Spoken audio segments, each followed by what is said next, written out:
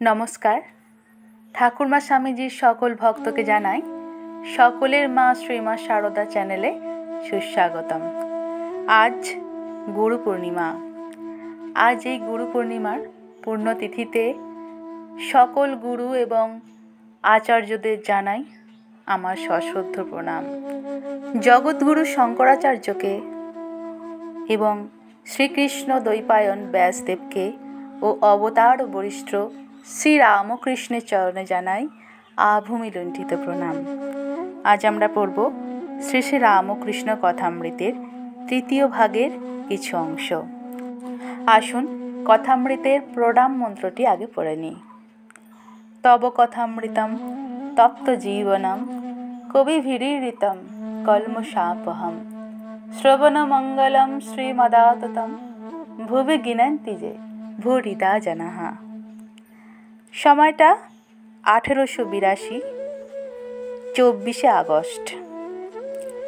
আলোচ্য বিষয় গুরু শিষ্য সংবাদ, গুহ্য কথা। সন্ধ্যা হইল। ফরাস কালী মন্দিরে ও রাধাকান্তের মন্দিরে ও অন্যান্য ঘরে আলো জ্বালিয়া দিল।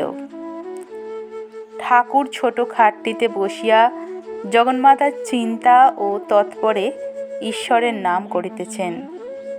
ঘরে ধুনো দেয়া হইয়াছে। এক পার্শ্বে একটি পিল সুজে প্রদীপ জ্বলিতেছে।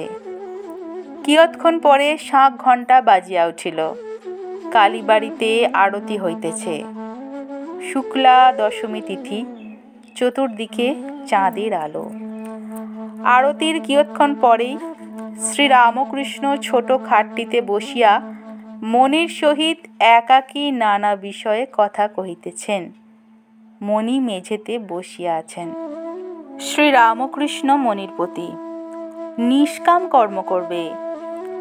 ঈশ্বর বিদ্যাসাগর যে কর্ম করে সে ভালো কাজ, নিষ্কাম কর্ম করবার চেষ্টা করে। মণি, আজ্ঞে হ্যাঁ। আচ্ছা, যেখানে কর্ম সেখানে কি ঈশ্বর পাওয়া যায়? রাম আর কাম কি একসঙ্গে হয়? হিন্দিতে একটা কথা সেদিন পড়লাম, যাহা রাম তাহা নাহি কাম, যাহা কাম তাহা নাহি রাম। শ্রীরামকৃষ্ণ, কর্ম সকলেই করে, তার নাম গুণ করা এও কর্ম। সৌহংবাদীদের আমি সেই, এই চিন্তাও কর্ম। নিঃশ্বাস ফেলা এও কর্ম।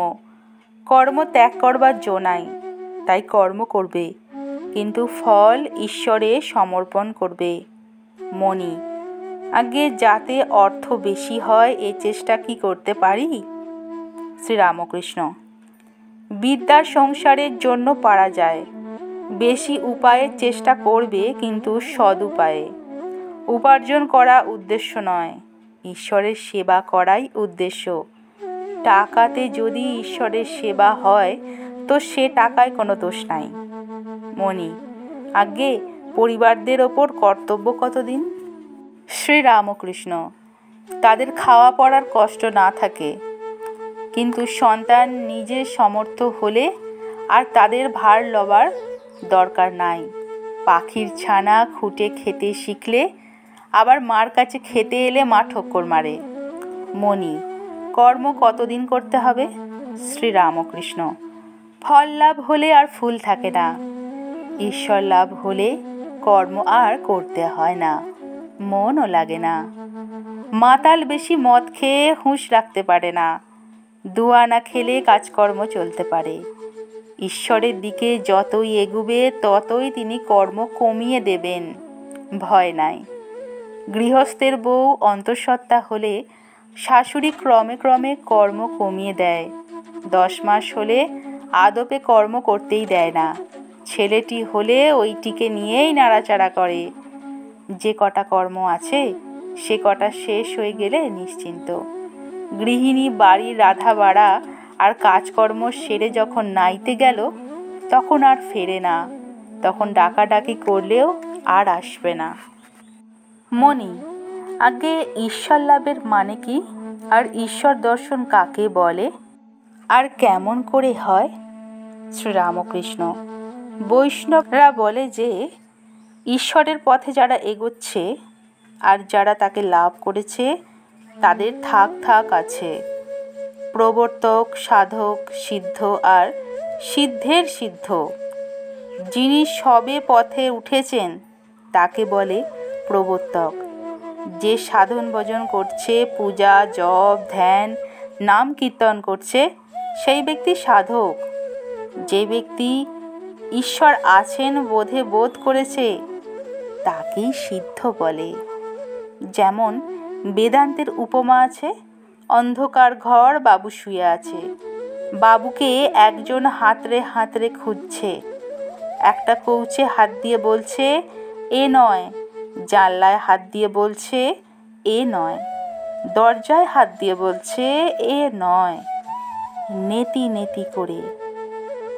শেষে বাবুর গায়ে হাত পড়েছে, তখন বলছে ইহ এই বাবু, অর্থাৎ অস্থি বোধ হয়েছে, বাবুকে লাভ হয়েছে, কিন্তু বিশেষ রূপে জানা হয় নাই।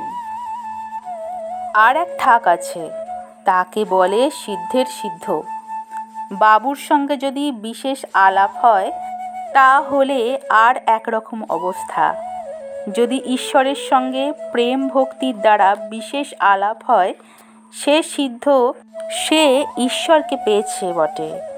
যিনি সিদ্ধের সিদ্ধ তিনি ঈশ্বরের সঙ্গে বিশেষ রূপে আলাপ করেছেন, কিন্তু তাকে লাভ করতে হলে একটা ভাব আশ্রয় করতে হয়, শান্ত, দাস্য, সখ্য, বাৎসল্য বা মধুর। শান্ত ঋষিদের ছিল, তাদের অন্য কিছু ভোগ করবার বাসনা ছিল না।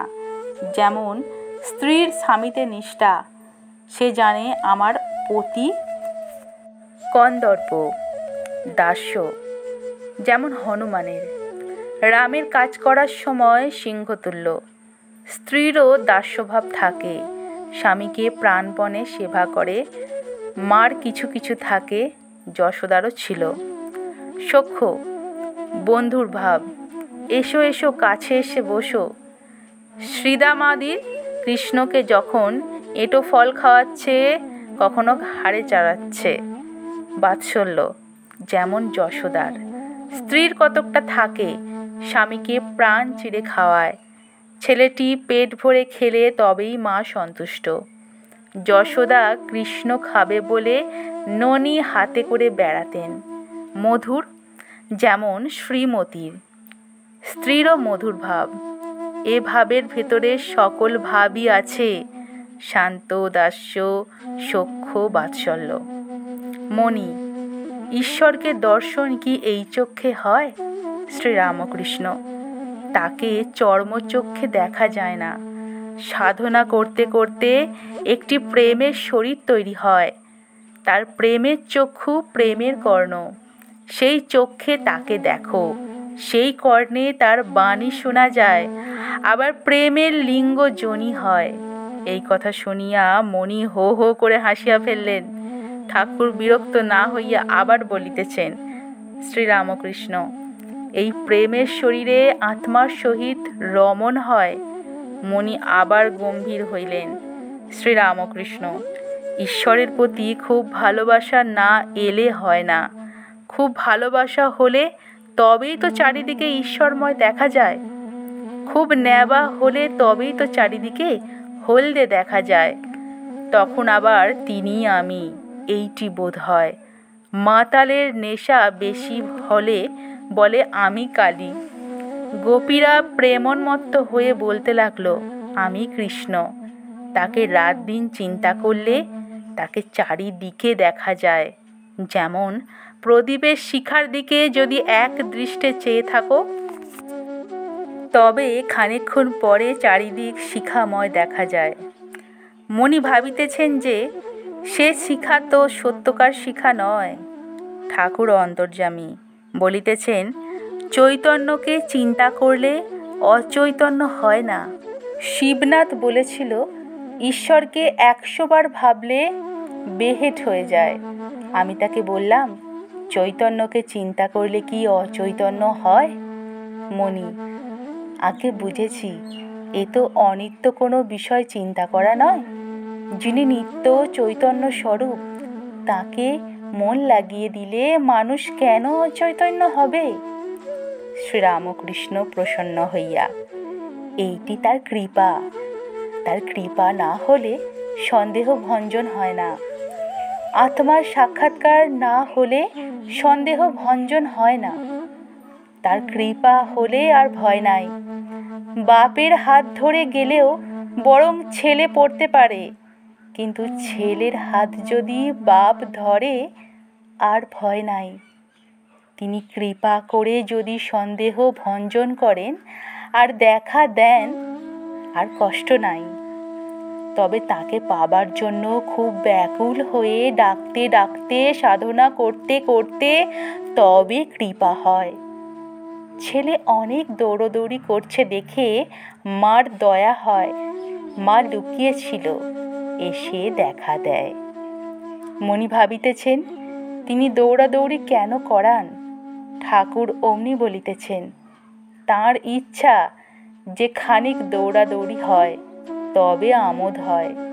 তিনি লীলায় এই সংসার রচনা করেছেন, এরই নাম মহামায়া। তাই সেই শক্তিরূপিণী মার শরণাগত হতে হয়। মায়া পাশে বেঁধে ফেলেছে, এই পাশ ছেদন করতে পারলে তবেই ঈশ্বর দর্শন হতে পারে। নমস্কার।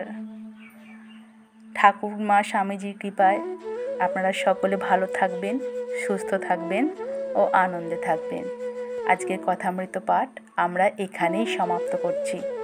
জয় রামকৃষ্ণ। ধন্যবাদ।